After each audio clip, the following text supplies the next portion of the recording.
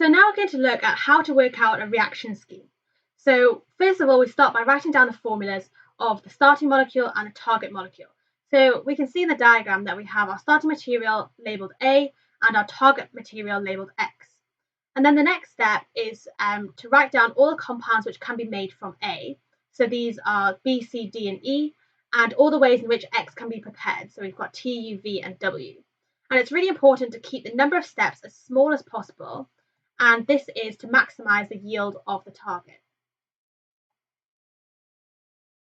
Sometimes you'll be able to see straight away that a particular reaction will be needed. So for example, if the target molecule has one more carbon atom than the starting material, then it's really likely that the reaction of cyanide ions with a haloalkane will be needed at some stage, as this is the only reaction we have where we can increase the length of the carbon chain by 1. So the example we're going to look at is the synthesis of propanoic acid from 1-bromopropane. So first, I'm just going to have a think about some reactions that I can have. So I'm going to start off with 1-bromopropane. So this is a primary haloalkane. So I'm just going to write that I have a primary haloalkane.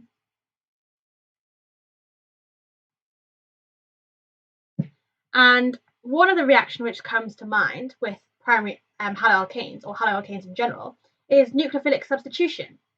And things that can act as nucleophiles are either negative ions or species that have that lone pair of electrons that can be donated to form a covalent bond.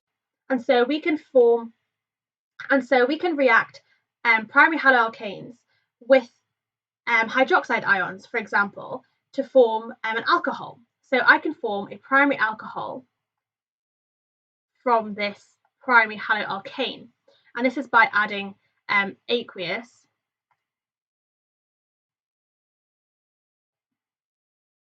OH minus ions.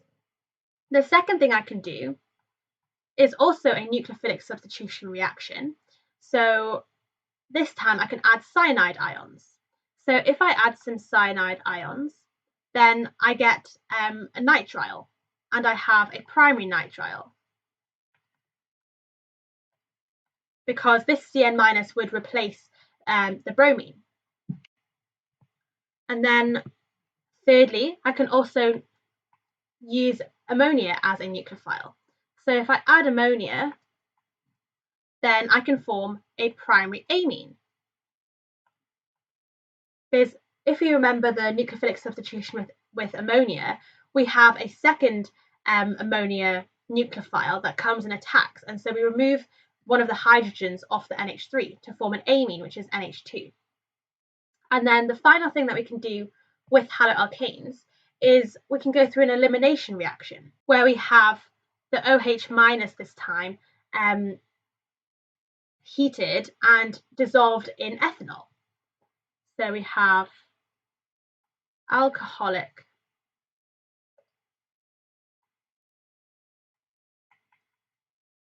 OH minus, and this would be to form an alkene, because we're basically adding a double bond and getting rid of the bromine. So these are the two reactions that can happen with haloalkanes. We can either get nucleophilic substitution,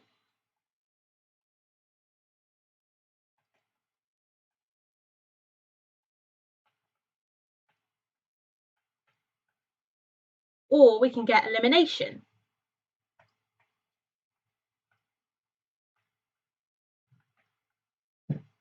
And so here we have our nucleophilic substitution.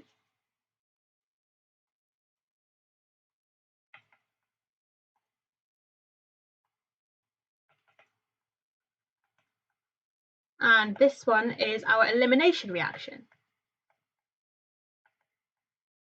And now I'm going to do the same thing, but with the target molecules. So what we can make the target material out of.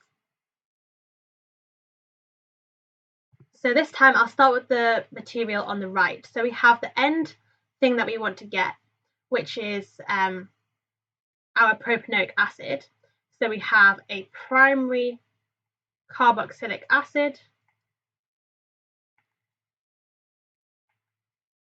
and ways in which we can form this primary carboxylic acid is, firstly, we can undergo oxidation. So we can form it from either a primary alcohol or an aldehyde, because we know that primary alcohol will oxidize to an aldehyde, and an aldehyde will then oxidize to a primary carboxylic acid. So we have, we can get this from an aldehyde, and this would be using the potassium dichromate with a H+ catalyst, or we could also get this primary carboxylic acid straight from the primary alcohol. And so again, this would be using our potassium dichromate. We could also get this primary carboxylic acid from a nitrile. So we could have a primary nitrile, and we would achieve this by adding some water with a H+ catalyst. So that's a hydrolysis reaction. And we could also get a primary carboxylic acid by using an acid derivative. For example, we could have an acid anhydride or an acyl chloride. And the way we would convert an acid derivative to carboxylic acid would be adding some water. And we actually also use some H+ as a catalyst. So now we can label our reactions. So these first two are oxidation reactions. And then this third one is a hydrolysis reaction. And this last one is an acylation reaction. So the nucleophile we're using is water. And now we can start to see what our reaction mechanism would be. So this is what we end up with. And now what we do is we can cross off all the things which aren't the same. And so basically what we need to do is we need to find something that is in common with both of these intermediates. So we can see that we've got this primary alcohol here, and we've also got a primary alcohol here. So this could be a possible intermediate. Or we have a primary nitrile here and also a primary nitrile here. So this could also be an intermediate. And there's nothing else in common, and so all of these four can't be used. So we don't do these. And so we're left with either a primary haloalkane going to a primary alcohol going to a carboxylic acid, or a primary haloalkane going to a primary nitrile going to a primary carboxylic acid. So now we need to decide between the two of them. And how we do that is, I'm just going to write out the different molecules, and we should begin to see why we can't use one of these methods. So we're going to start off with our primary haloalkane. So we have 1 bromopropane, which is CH3, CH2, CH2, Br. This is our 1 bromopropane. And so we've said that this can either form nitrile. So our primary alcohol would be propanol, or propan-1-ol, sorry. And this is because we've used the OH- as our nucleophile. And so we would have aqueous NaOH as the reagent.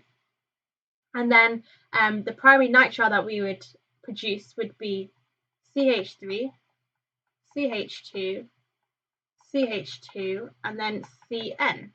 So this is butane nitrile, because we have 4 carbons. And what we've done here is we've added some Cn-. So what we do is we add potassium cyanide followed by some H+. So now if we have a look at the other side, which is propanoic acid, which is our target molecule. So we have CH3, CH2, and then COOH. So this is propanoic acid.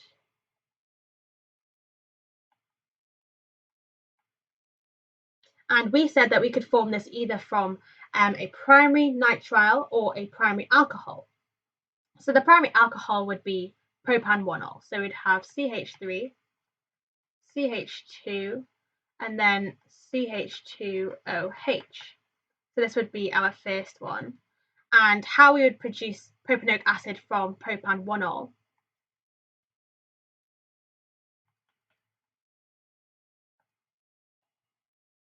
We actually need to label this one as well. Is that we would add potassium dichromate with a H+ catalyst because we're oxidizing it. So that would also be reflux. And the other way was using the primary nitrile. So we would have propane nitrile. So CH3, CH2, and then C triple bond N. And we could form this by a hydrolysis reaction, so adding water and a H+ catalyst. So this is our propane nitrile.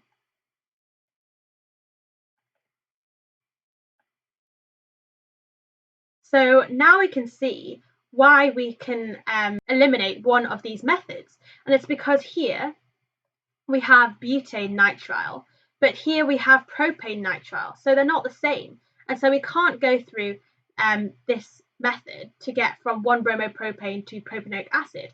And so we have to use propan 1-ol as the intermediate. So we've now found our reaction scheme. So what we have is that for step 1, we have 1-bromopropane, so CH3, CH2, CH2, Br,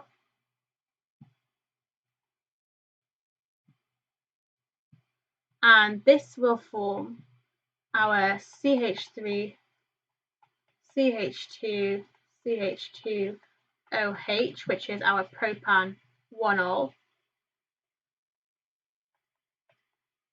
And this is 1-bromopropane.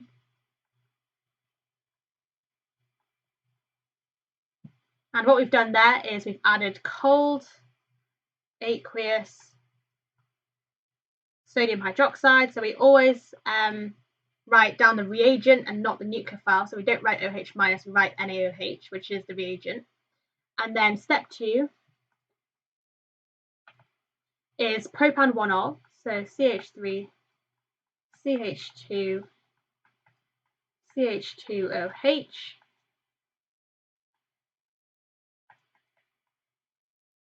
And this will go on to form our propanoic acid. So CH3, CH2, C double bond O, and then OH. So this is propanoic acid. And the way we do that is using oxidation. So we add potassium dichromate and a H+ catalyst, and this is a reflux.